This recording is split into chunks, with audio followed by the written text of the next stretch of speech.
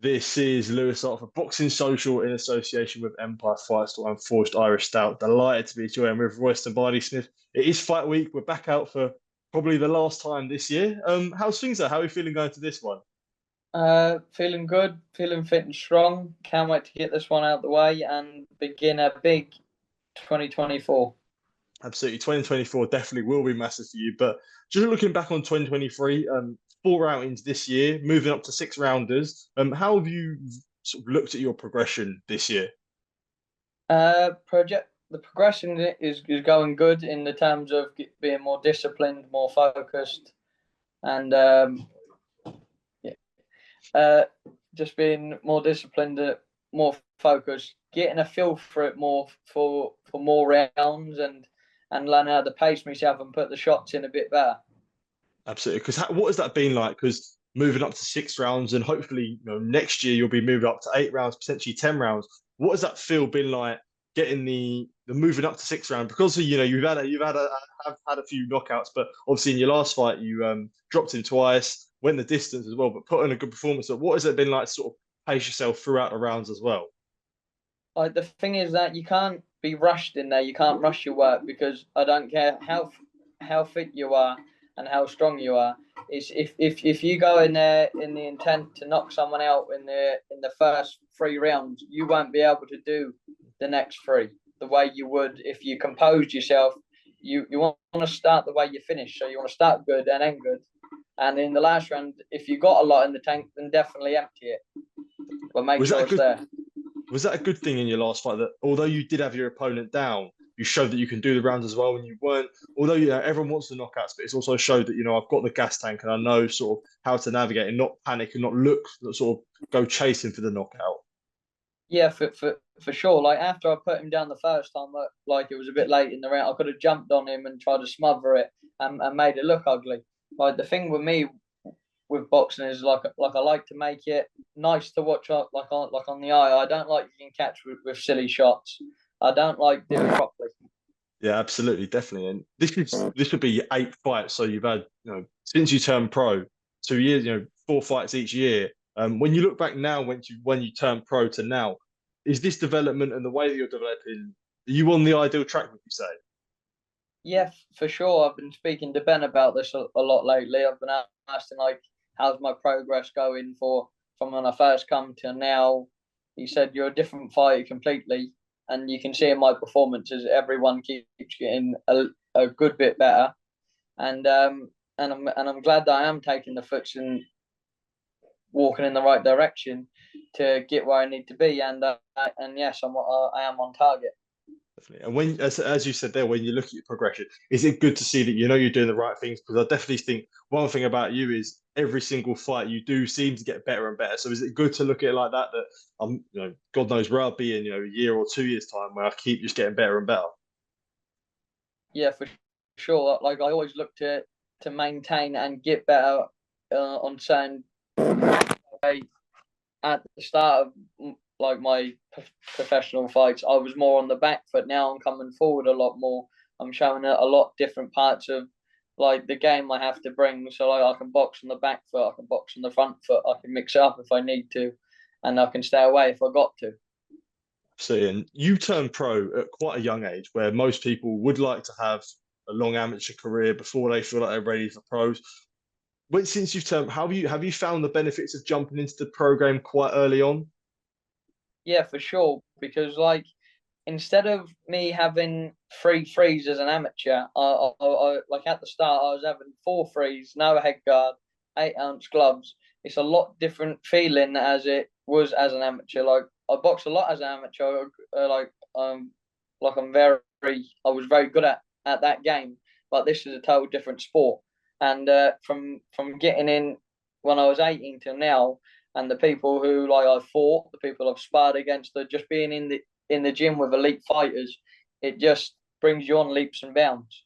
Definitely. The experience that you've had in your pro career so far, we can talk about fighting at Wembley, fighting at Tottenham Stadium, fighting on big bills like Joe Joyce versus Gilles Zhang, with a lot of people watching. Would you say that even though you turned pro at a young age, you are very mature for that age? Yeah, for sure I am. Like not a lot of people got the discipline that I have. I got to leave at 6:30 every morning to get in the gym for 9 o'clock, and then I have to wait around and then be back in at 3, and then I don't finish till like say 5:30 and get back home for, I don't know, say half 9, 10 o'clock at night.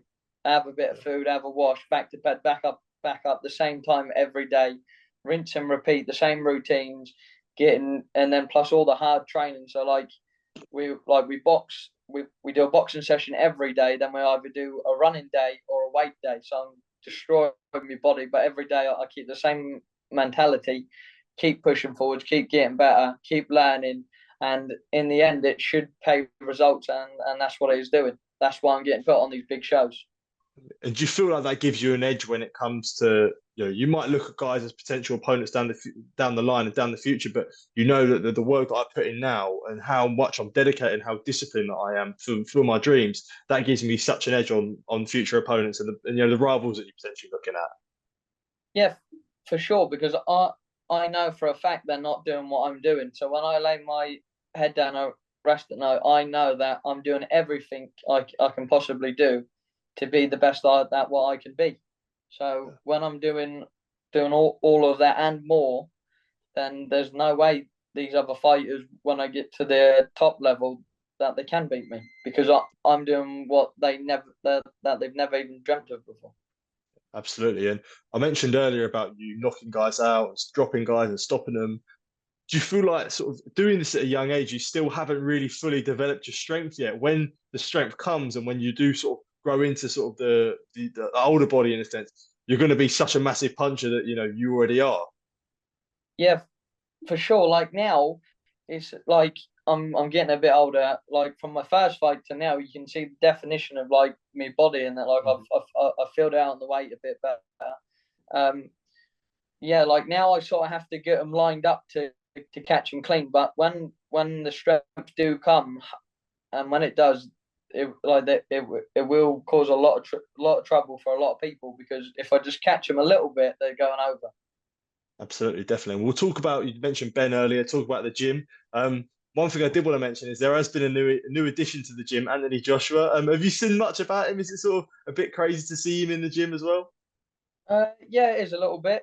But he's a nice fellow. He comes in, he's polite. I'm polite to him. He's here to do a job like we all are, and he's just another fellow in the gym. But on a different note, he's good to be around, because watching such an elite fighter, been there and done it from amateur to pro, 2-time unified world champion as a heavyweight, it hasn't been done before. And being around him, watching the way he treats sparring, watching the way he treats training, watching the way he shadow boxes, is it's good for me to watch that, because I know how much it takes to get where he's at. So if I'm looking at it, I know I can achieve it. Yeah, definitely. I was going to mention that because obviously it's obviously someone like Anthony Joshua as well. But I think of other guys like Lee Wood, who Lee Wood's had a real sort of a Robin Hood story in a way, that sort of come back from losses, and it always hasn't. His career hasn't always gone his way. So being around a guy like Lee Wood and AJ, where these things haven't always gone their way, but they still manage to perform at the top level. For someone like you, how much can you learn from that? Just being around them from a day-to-day basis, like say like training in the morning, that they're there dead on time, or a lot like they're always early. Like that's and that is a key thing, being early, watching a little bit more than you should be watching, training a little bit more than you should be training, because it all pays like dividends. All them 1% add up, and when you watch them, you start picking up in their ways. You're Yeah. like, right, I'll get there a bit earlier today. I'll try and beat them to the gym. I'll watch more boxing than they're watching. I'll do more training than they're doing, and it just helps.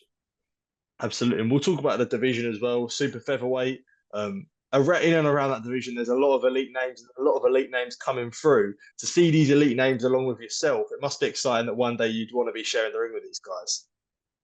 Yeah, for sure. Like little step, we're taking it like step by step at the minute, but yeah, I do think I'm more than capable of holding my own with them elite fighters at my weight now. All the world champions, British champions, like they're there in front of me, so I know it can be done. I've sparred world champions at my weight, British champions at my weight. They are very, very good, but I'm not in there just to make the rounds up. I'm there to give them good work and help myself at like sometimes not just benefit them, also benefit myself. Yeah, absolutely. And when you want to push on for a successful 2024, having a good 2023, and getting through Friday night, what are the aims for 2024? Is it 8 rounders, 10 rounders? Um, 8 rounders next year, and hopefully a title at the beginning of next year. Yeah, absolutely. Royston, thank you for taking time to speak to you. Really appreciate it. And all the best on Friday night, mate. Appreciate it. No problem. Thank you very much.